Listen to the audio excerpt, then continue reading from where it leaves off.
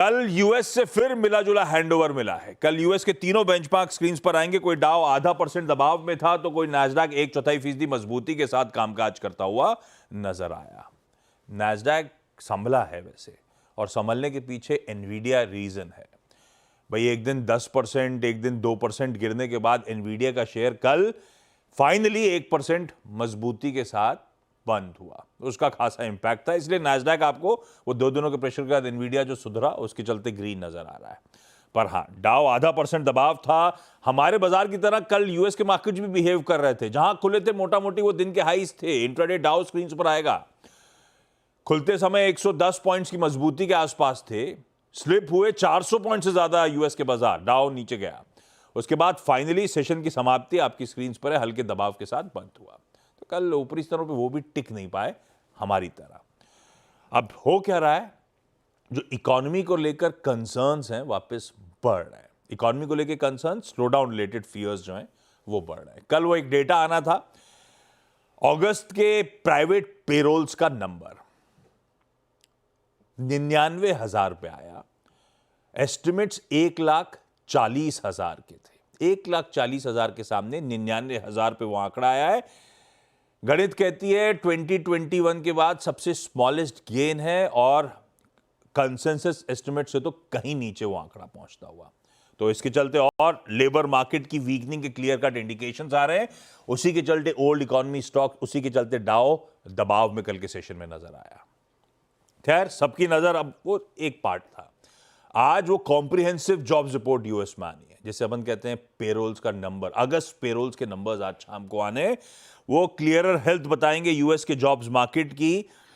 और उसके बाद शायद एक क्लियर पिक्चर नजर आए, क्योंकि ये इंपॉर्टेंट आंकड़ा है नेक्स्ट टू नेक्स्ट वीक उस फेड की 2 दिनों की बैठक से पहले। तो इसीलिए जॉब्स रिपोर्ट आज इंपॉर्टेंट होगी। और उसके बाद लार्जली तो है स्ट्रीट मान के चल रही है, दरों में कटौती वो प्राइस्ड इन है शायद कुछ हद तक 1/4% की, जैसे प्रोड्यूसर साहब ने लिखा भी है।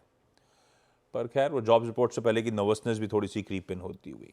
और बाजार क्योंकि एलिवेटेड लेवल्स पे मार्केट्स हैं, रह रह के क्वेश्चन कर रहा है ये रिकवरी की सस्टेनेबिलिटी को लेकर, या फिर ये जो रैली जो रह रह के मिल रही है वो सिर्फ इसीलिए है कि ओवरसोल्ड लेवल्स हैं, वहां से थोड़ा सा बाउंस बैक करने की कोशिश, और कुछ नहीं। तो थोड़ा से कंसर्न्स हैं, एडिशनल डेटा पॉइंट्स का इंतजार है। जॉब मार्केट रह रहे के नर्वसनेस क्रीप इन कर रहे हैं। जॉब मार्केट नर्वसनेस दिखा रहे हैं, लेकिन ऑप्टिमिज्म है कि फेड मूव करेगा, कट करेगा। इसी बीच यूएस के बाजार झूलते हुए हैंडओवर मिला जुला, ऐसा कहिए।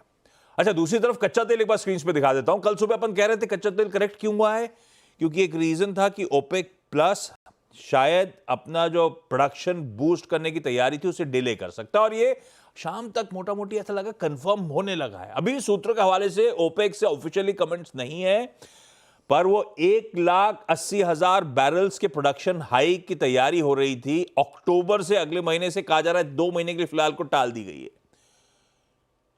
तो ये इंपॉर्टेंट है, क्योंकि ओपेक नेशंस की बैलेंस शीट के लिए भी बड़ा इंपॉर्टेंट है। क्रूड 85-90 के आसपास है तो उनकी बैलेंस शीट हेल्दी रहती है।